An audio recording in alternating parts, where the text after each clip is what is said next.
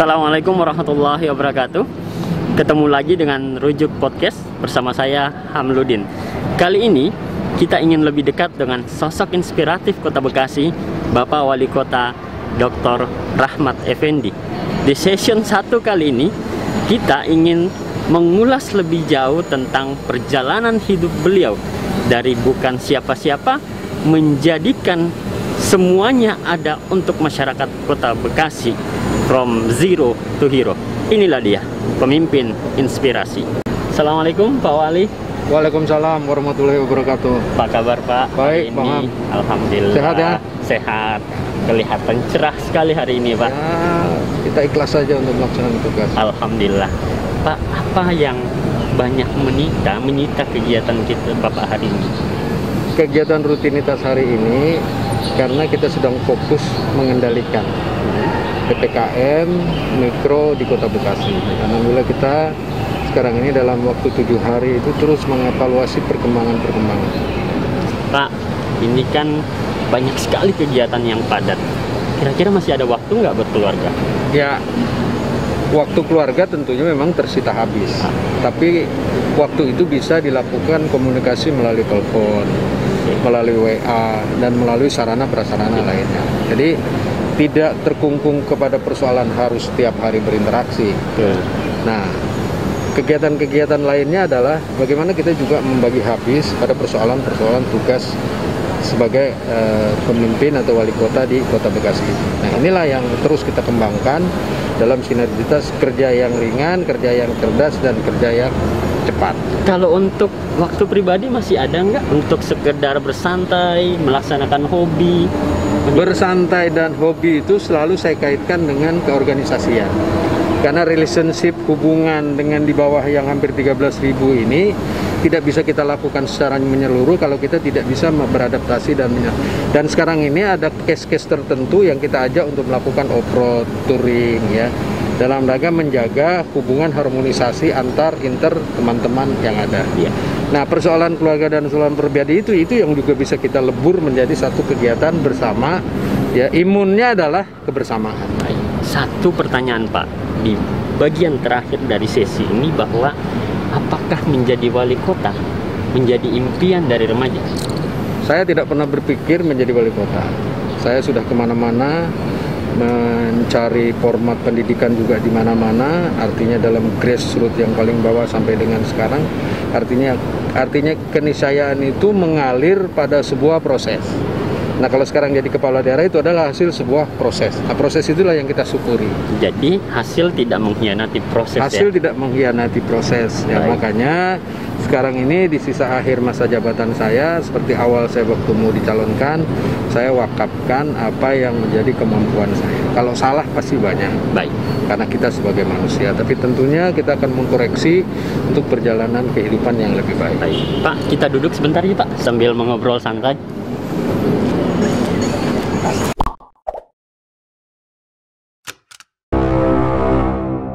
Ke Rujuk Podcast dengan Wali Kota Bekasi Dr. Rahmat Effendi. Pak, kali ini saya penasaran seperti apa masa remaja Wali Kota Bekasi ketika dulu. Apakah pendiam, aktif, atau kutu buku sehingga menjadikannya sebagai sosok wali kota sekarang ini? Ya, saya kan di-grounded dari kehidupan keluarga yang sangat sederhana. Walaupun kakek saya adalah seorang tokoh ya. Masa remaja saya habiskan untuk memformat pendidikan dan juga memformat bagaimana membantu keluarga. Jadi di SMP SMA saya sudah bisa cari uang, sampai terus saya bekerja. Jadi sebuah masa remaja yang diformat sedemikian rupa, tapi tidak menghilangkan eksistensi bahwa saya tumbuh untuk menjadi orang yang pada akhirnya adalah bermanfaat untuk orang lain. Jadi itu di grounded seperti itu terasa sekarang bahwa sebuah kehidupan dengan fenomena yang sedemikian rupa, benturan politis, benturan kehidupan, benturan masyarakat itu seolah-olah ini diramu menjadi satu tantangan untuk kita bisa selesaikan. Baik. Pemirsa, kita sudah dengarkan satu hal yang kami dapat informasi bahwa di masa sekolah dulu, Pak Wali ini salah satu siswa yang sering dibully oleh temannya. Ya. Dan sekarang sebagian yang membuli itu menjadi bawahan beliau di pemerintah Kota Bekasi. Bagaimana hubungan saat ini Pak dengan teman-teman masa? Ya, kalau teman-teman euforia kita masih SMP, terus masih di pelayaran, terus cari format di SMA untuk menyelesaikan kegiatan. Banyak teman-teman yang dulu kita biasa ini dibawa, ya kita hormati dia. Dia sebagai pegawai kita hormati, tapi sebagai sahabat, sebagai teman, tentunya dia juga punya tempat tersendiri di kita. Dan itulah yang dinamika kehidupan kan terus berputar. Makanya saya selalu menyadari bahwa hari ini saya ini, besok saya. Nah itulah yang harus terus kita maksimalkan peran kehidupan kita. Baik.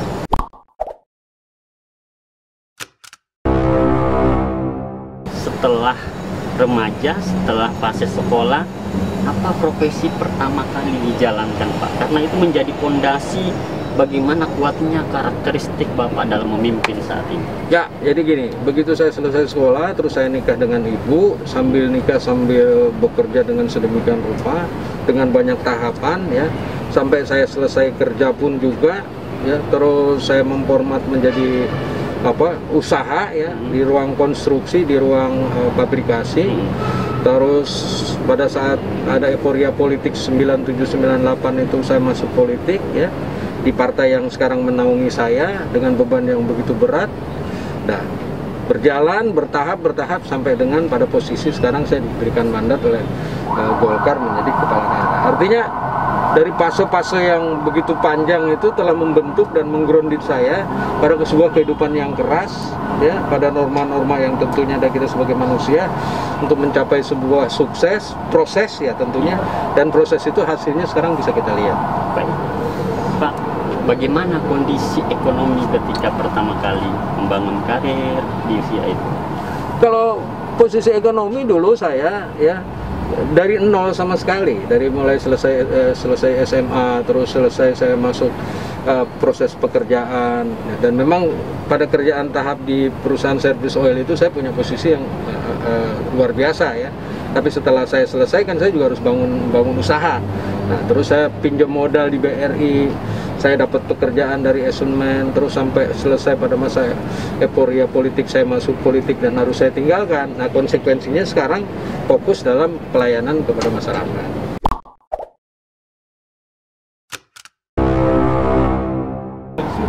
Pernah nggak terbersit penyesalan menjadi wali kota Bekasi?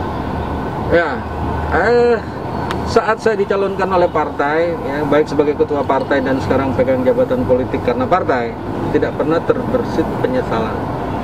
Yang saya nyesal itu kalau dari kekuatan kebijakan saya sebagai kepala daerah ini belum mampu memberikan nilai manfaat kepada masyarakat. Yang saya rasakan sekarang ini adalah kalau kesehatan sudah hampir merata lah, walaupun dalam proses BPJS, LKM, ya, banjir, kondisi kontur yang banjir. Makanya bereaksi dari persoalan banjir yang sekarang ini, saya minta juga kepada Pak Wakil Wali Kota untuk intent ya, menyelesaikan dari 60% kontur banjir itu dalam 2 tahun ke depan masa kepemimpinan itu minimal 30-40% itu harus bisa diminimalis. Jadi itu yang membuat penyesalan bahwa kita ini ternyata punya powering ya, kita punya legacy, tapi belum maksimal kita selesaikan. Ada pepatah, buah jatuh tak jauh dari pohonnya. Di akhir periode, salah satu putri Bapak, Mbak Ade, saya lebih senang menyebutnya Mbak Ade karena menurut saya itu adalah representasi dari kemajemukan ya. Meskipun sebagian orang mengatakan bahwa menyebutnya adalah Teh Ade gitu ya. Nah, apakah memang dipersiapkan untuk melanjutkan program-program yang sudah dicanangkan? Itu enggak. Jadi itu memang ketiban bulan aja. Oh, gitu ya? Jadi saat Golkar membutuhkan 30% keterwakilan perempuan di provinsi itu kesulitan. Baik. Dia nggak mau tadinya, tapi kita udahlah terima aja, proses berjalan ya, dapat dipilih ya syukur, tidak dipilih juga kan sudah terpenuhi. Rupanya dapatnya 68.000. Nah, berarti masyarakat melihat saya sebagai figur politik ya, yang tentunya diakselerasikan. Kan 68.000 itu banyak. Kalau calon DPR RI juga sudah dapat itu sebenarnya gitu. Ya kita bersyukur aja dan sekarang juga saya lihat dia aktif juga di kegiatan PMI, aktif juga di provinsi. Artinya minimal dia sudah bisa membuat dari sebuah proses kepercayaan itu untuk melaksanakan kewajibannya membangun masyarakat. Dan passionnya di situ ya. Passionnya di situ kayak gitu. Mukanya kan mirip-mirip saya gitu. Oke, Pak, satu lagi Pak. Apa yang belum Bapak lakukan di akhir periode ini? Yang belum saya lakukan adalah mengatasi persoalan banjir. Itu menjadi prioritas utama. Yang kedua, membangun sebuah sistem birokrasi pemerintahan yang multi elektronik. Alhamdulillah kemarin Telkom dengan segala jajarannya sudah memanggil kita untuk membangun sebuah kota cerdas, ya, dalam rangka meningkatkan kemampuan IT di Kota Bekasi. Jadi 2 poin itu saya fokus ke depan. Insya Allah lah ada efisiensi dan efektivitas yang kita bangun untuk membangun Kota Bekasi yang cerdas, kreatif, maju, sejahtera, dan ihsan.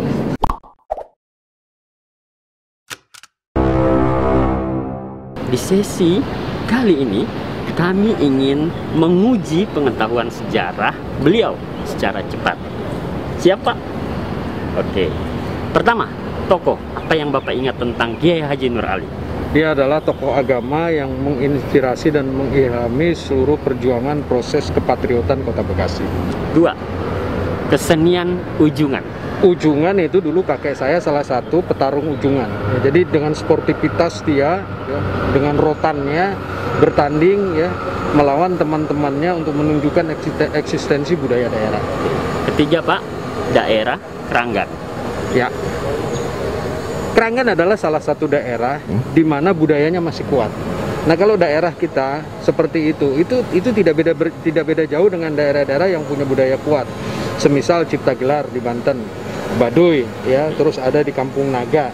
Nah, kalau kita punya seperti di Bali, kalau itu kita kembangkan dalam sebuah dinamika budaya heterogensi seperti itu, dan ini masuk kepada sebuah, itu akan menjadi daerah yang nyaman, aman, dan rasanya tinggi akan sebuah akal sehat budaya.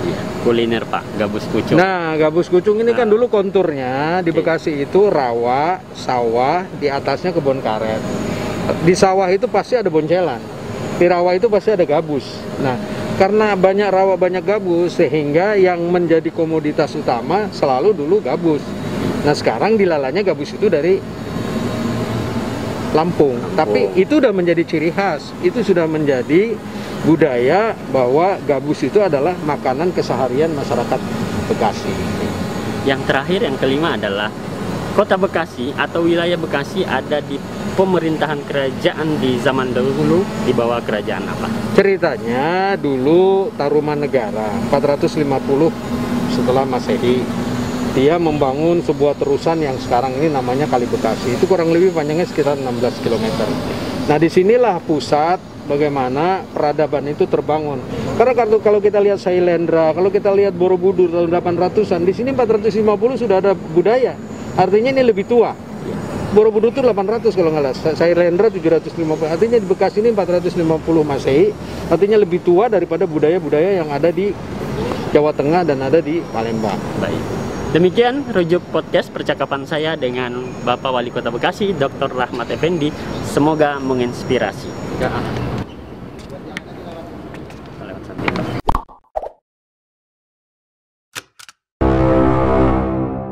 Assalamualaikum warahmatullahi wabarakatuh. Kembali lagi di Rujuk Podcast bersama saya Hamluddin. Di session 2 kali ini kita kembali berbincang dengan Wali Kota Bekasi, sosok inspiratif Dr. Rahmat Effendi. Kami ingin mengulas lebih dalam program pembangunan yang telah beliau lakukan selama menjabat sebagai wali kota untuk masyarakat Kota Bekasi. From zero to hero. Inilah dia, pemimpin inspirasi. Pak Wali, Ya. alhamdulillah kita sudah masuk di sesi kedua. Di sesi pertama kita banyak berbincang tentang sosok Bapak secara pribadi. Di sesi ini kami ingin mendengarkan tentang kepemimpinan Bapak sebagai wali kota Bekasi. Dimulai dari pertanyaan, kenapa pada akhirnya dari bekerja kemudian bermigrasi dan memilih panggung politik sebagai jalur timur? Ya, jadi tentunya setiap orang kan mencari kesempatan, change untuk melakukan perubahan-perubahan. Nah, pada saat euforia proses perjalanan, saya bekerja di sebuah perusahaan, bekerja di sebuah kegiatan, kegiatan usaha, di perusahaan dan di usaha, bertemu pada titik 98 itu. Euforia politik, saya harus bisa mendorong dan memaksimalkan peran harapan sebagai putra daerah. Tentunya wadah yang paling cepat adalah wadah politik. Jadi saya juga tidak pernah terpikir kalau di 98 itu, 99 pemilu itu saya terpilih menjadi anggota DPRD. Sampai kemudian 2004, 2008, 2003, 2008 saya menjadi ketua DPRD, dan bersama Pak Mohtar Muhammad saya menjadi wakil wali kota, terus wali kota dan wali kota. Ini adalah sebuah proses perjalanan panjang yang tentunya kalau tadi diprediksi di ini itu nggak bakal ketemu dari nalar dan logika, tapi rupanya kan Tuhan sudah atur itu. Jadi saya yakin betul setiap perjalanan hidup seseorang itu Tuhan sudah atur dan tidak pernah akan tertukar. Makanya dalam dinamika politik yang saya hadapi sekarang ini, kita berbaik aja lah, bersahabat saja, berbuat baik saja kepada semua orang. Karena Tuhan tidak pernah menjolimi umatnya, Tuhan tidak menukar rezeki seseorang dan kesalahan seseorang. Kita yakin itu. Pak, seperti apa sebenarnya Bekasi dalam kenangan sehingga Bapak terdorong untuk berpartisipasi lebih cepat lewat Kalau kita lihat kenangan Bekasi, nggak perlu kita jauh-jauh, 99 saja saat saya masuk menjadi anggota DPRD, APBD Bekasi itu baru 168 miliar. PAD-nya baru 17 miliaran. Sekarang PAD-nya sudah triliunan. Jadi kalau kita lihat tahun 2000, sekarang 2030 tahun mundur ke belakang, Kota Bekasi itu belum apa-apa, ya, belum apa-apa. Jadi kalau kita lihat sekarang ini, ya, setelah prosesnya seperti ini, sebuah modal pembangunan dasarnya adalah kepemimpinan itu harus bisa memberikan kepastian hukum dan perlindungan hukum dalam orang berinvestasi. Dan alhamdulillah perkembangannya seperti ini.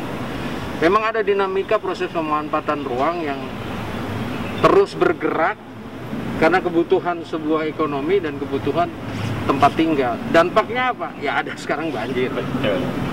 Iya, Pak, diawali dari legislatif, jadi anggota dewan, kemudian jadi ketua dewan, DPRD, wakil wali kota. Bagian mana yang terberat, Pak?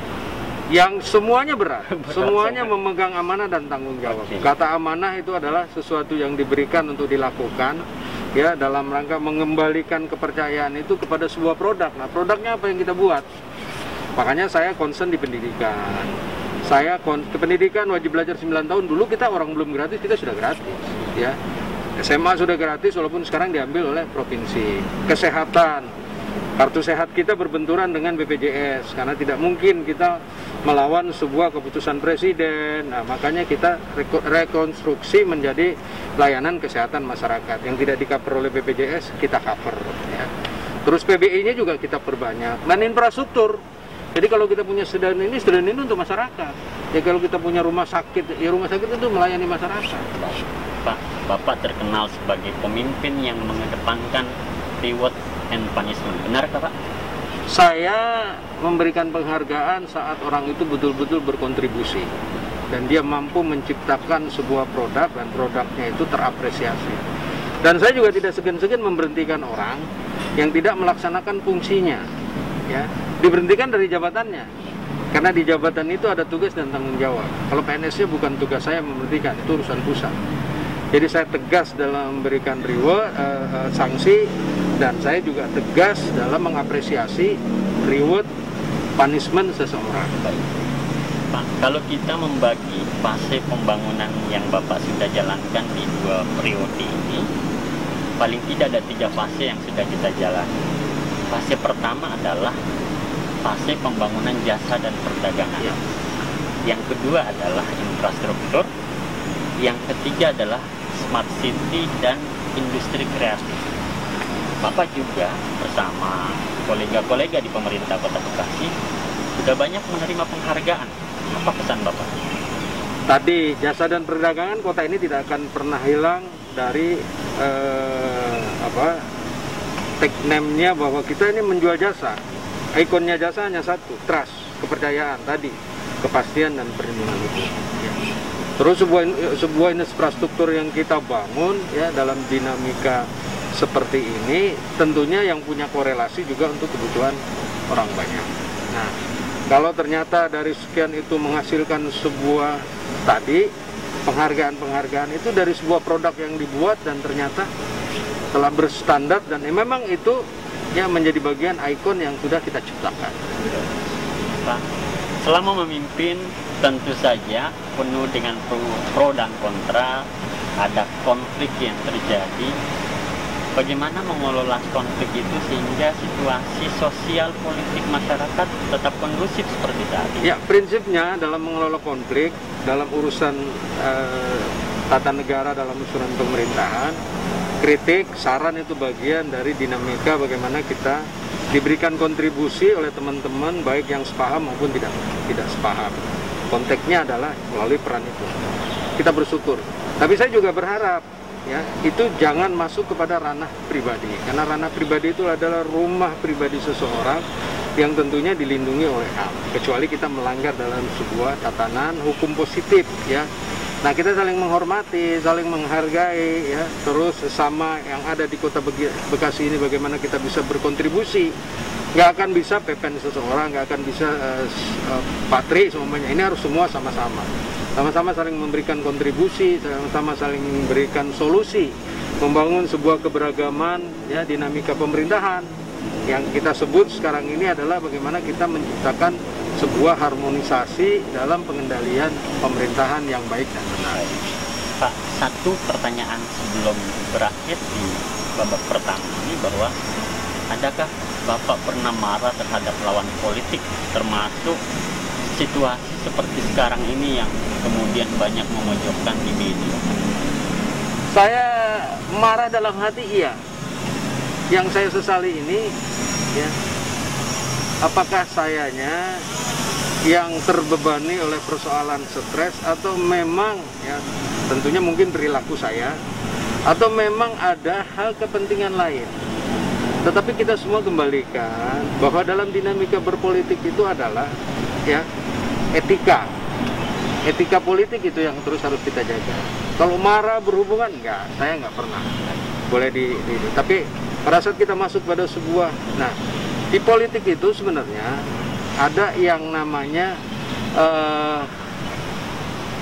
dua mata sisi yang harus kita saat adab dan etika itu kita pakai. Politik itu ibarat seni, tapi adab dan etika itu kita tidak pakai, maka politik itu akan menjadi sebuah persoalan. Nah, kita pakai yang seni aja, mengalir aja, maka akan sebuah menghasilkan dinamika politik yang enak, yang aman. Tapi kalau orang tidak suka pasti banyak lah. Iya, dalam kondisi sekarang ini pasti pro kontra ya. Kita bikin enjoy sehingga dan masyarakat bisa menilai. Kita tidak kontraproduktif apa yang disangkakan oleh orang, tapi kita terus berproduksi, menciptakan sebuah legacy ya, sebuah produk kinerja yang tentunya untuk orang banyak. Dalam kondisi banjir ini, saya minta kepada seluruh elemen warga masyarakat, kita harus sama dan bersedia untuk menggalikan fungsi-fungsi ranah saluran tersier dan sekunder. Saya berharap kita di Kota Bekasi memanfaatkan fungsi restoratif justice, kembalikan kepada fungsi. Baik, kita rehat sejenak.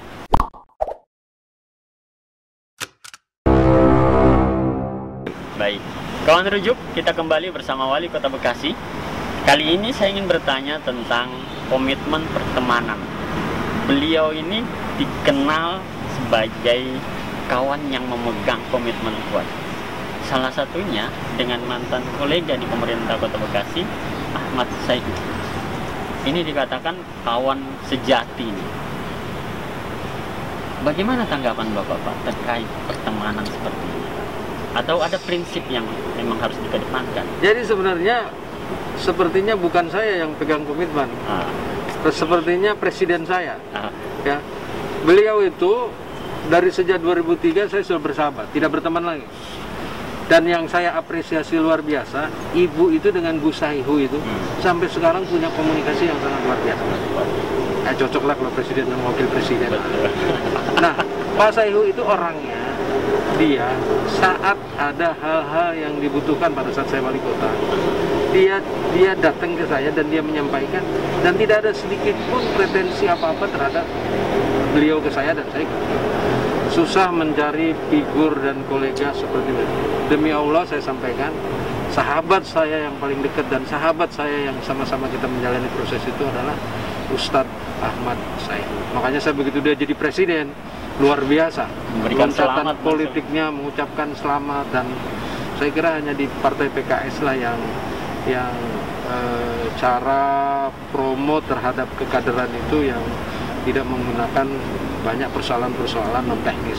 Jadi saya paham betul beliau. Jadi kalau dibilang persahabatan saya dengan Pak Sayhu itu tidak bisa diukur karena sampai sekarang pun juga kemarin saya nggak ingat ulang tahun yang bikin heboh itu, dia mengucapkan selamat. Jadi artinya dia masih ingat betul dengan saya gitu. Itulah Pak Sayhu. Pak, apa ikon pembangunan yang dicapai bersama Ustadz Sayhu? Ini bagian dari Pak Sayhu. Stadion megah Ini bagian dari Pak Sayhu 2013. Ya, terus banyak menciptakan juga hubungan ya, gedung-gedung yang sekarang ini bisa kita selesaikan. Kan pemimpin itu saat kepala daerah punya kebijakan, wali kota dan wakil wali kotanya dan kebijakan itu nge-match dalam pasangan yang serasi, akan banyak membuahkan produk-produk yang tentunya ya kita nggak bicara yang melanggar lah ya, tapi yang produk-produk yang bisa menciptakan untuk kepentingan orang banyak. Gedung imigrasi, semua kan juga produk-produk dari. Terus kartu sehat, kan zaman beliau kartu sehat itu. Betul. Setelah sekarang kita berhadapan dengan PP, dan itu harus, kita juga nggak bisa berhadapan dalam porsi hukum karena memang itu adalah undang-undang yang hierarkinya lebih tinggi, ya kita ngalah. Memang itulah produknya bahwa kepala daerah, wali kota ya harus sejalan. Pak, saya dan teman-teman tentu saja jadi penasaran, apakah hubungan baik ini kemudian cermin dari rencana politik di Kota Bekasi ke depan, Pak? Kalau politik saya dengan beliau kan sudah jauh. Ibarat saya mawar 3, dia sudah bintang 4 penuh. Artinya mungkin dari aspek keberuntungan dan apa yang digariskan dalam proses perjalanan Ustadz itu udah jauh, udah sama bumi dengan langit gitu. Tapi dalam sahabat tadi, saya nggak ingat aja ulang tahun, dia menyampaikan. Dalam konteks organisasi mungkin, Pak? Dalam konteks organisasi ya pendapat, saran. Artinya dukungan. nanti ketika presiden bisa saja menentukan koalisi dengan siapa di Kota Bekasi di tahun politik berikutnya. Ya saya nggak bicara politik itu karena di Bekasi juga dinamis. Baik. Ya. Tetapi setidaknya dengan siapapun juga tentunya politik itu kan politik yang aman, nyaman. Baik. Artinya aman dan nyaman itu adalah yang sejalan dalam sebuah pemahaman program.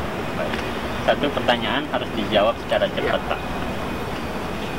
Menteri atau DKI? DKI. DKI. Kita sudah menemukan jawabannya, kawan Rujuk Podcast.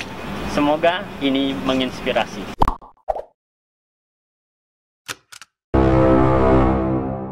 Sebentar lagi kita akan menghelat upacara besar HUT Kota Bekasi. Begitu ya Bapak ya? Siap. Tanggal 10 Maret 2021. Perhelatan ini dilakukan sebagai wujud dari apresiasi kita terhadap jasa-jasa para pendahulu kita, para pahlawan kita. Apa yang bisa dipesankan untuk masyarakat terkait Kota Bekasi kali ini? Ya, jadi keberhasilan penyelenggaraan pemerintahan di Kota Bekasi yang perlu kita garis bawahi dan kita catat adalah di ulang tahun ke-24 ini kita sudah menyelesaikan 4 rumah sakit tipe D. Mudah-mudahan tahun depan dari tipe D itu kita tingkatkan menjadi C. Dan kita juga sudah memberikan bantuan infrastruktur kepada lembaga vertikal yang fungsinya adalah untuk melayani masyarakat. Artinya dari sebuah kolaborasi kerja di 24 tahun Kota Bekasi berdiri ini memang sudah betul-betul terlihat infrastruktur yang memadai. Nah, oleh karena itu saya selaku wali kota mengucapkan terima kasih kepada seluruh jajaran, ya, kepada seluruh masyarakat, tentunya tokoh dan juga pihak-pihak lain yang berkontribusi untuk memberikan rasa aman, nyaman, damai dalam hubungan interaksi kemanusiaan yang ada dalam kontak bagaimana kita berinteraksi ini, sehingga trust terhadap sebuah investasi membangun kota dengan IPM tertinggi di Jawa Barat. Alhamdulillah 24 tahun ini sudah bisa kita jalani dan berproses. Perlu juga diinformasikan kepada penonton Rujuk Podcast tentang komitmen Kota Bekasi dalam menangani COVID-19. Bagaimana Pak? Bisa disampaikan? Alhamdulillah baru saja kita menyelesaikan rapat koordinasi. Jadi dari 5 kecamatan ada 5 kelurahan. 5 kelurahan itu adalah di Pondok Gede, Jati Bening, ya, di Bekasi Utara Harapan Jaya, di Bekasi Timur Aren Jaya, di Rawalumbu adalah Pengasinan, di Bekasi Barat Jaka Sampurna. Nah, 5 kelurahan dari 5 kecamatan ini yang berpotensi masih ada penyebaran yang tinggi. Kita lakukan tracking, kita lakukan tracing. Mudah-mudahan minggu depan kita tidak bornya 68% lagi, turun ke bawah dari sebuah angka pengendalian. Demikian Rujuk Podcast. Terima kasih. Semoga ini menjadi inspirasi untuk kita semua secara bersama-sama membangun Kota Bekasi yang kita cintai. Assalamualaikum warahmatullahi wabarakatuh. Waalaikumsalam.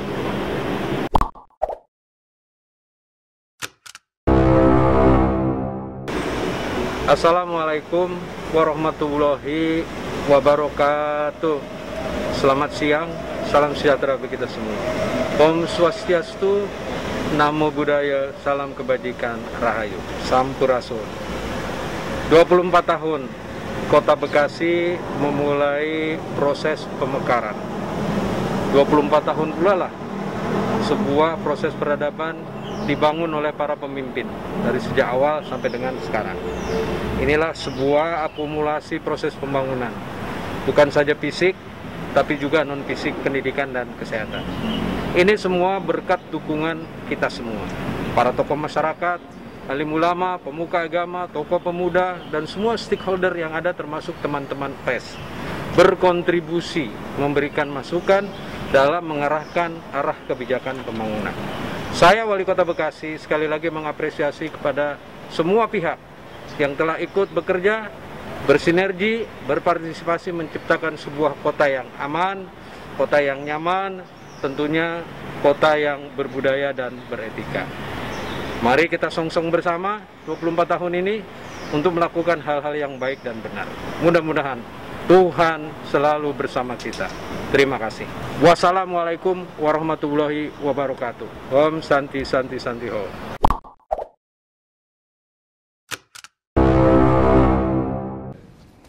Bismillahirrahmanirrahim. Assalamualaikum warahmatullahi wabarakatuh. Kesejahteraan masyarakat dapat diwujudkan sejalan dengan peningkatan pertumbuhan ekonomi kreatif. Semoga masyarakat dan Kota Bekasi semakin sejahtera dan maju dalam segala bidang. Saya Ucep Rahman Salim beserta seluruh jajaran pegawai PDM Tirta Bekasi mengucapkan Dirgahayu yang ke-24 tahun. Waalaikumsalam warahmatullahi wabarakatuh.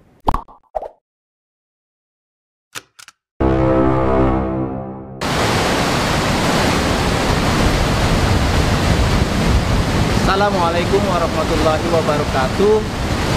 Saya Soliha, Direktur Utama Perumda Tirta Patriot, beserta seluruh jajaran karyawan karyawati dengan ini mengucapkan selamat ulang tahun Kota Bekasi yang ke-24. Mudah-mudahan di bawah kepemimpinan Pak Wali Kota Dr. Rahmat Effendi dan Pak Wakil Wali Kota Dr. Tri Adianto, Kota Bekasi semakin cerdas, kreatif, maju, sejahtera, dan ihsan. Terima kasih. Wassalamualaikum warahmatullahi wabarakatuh.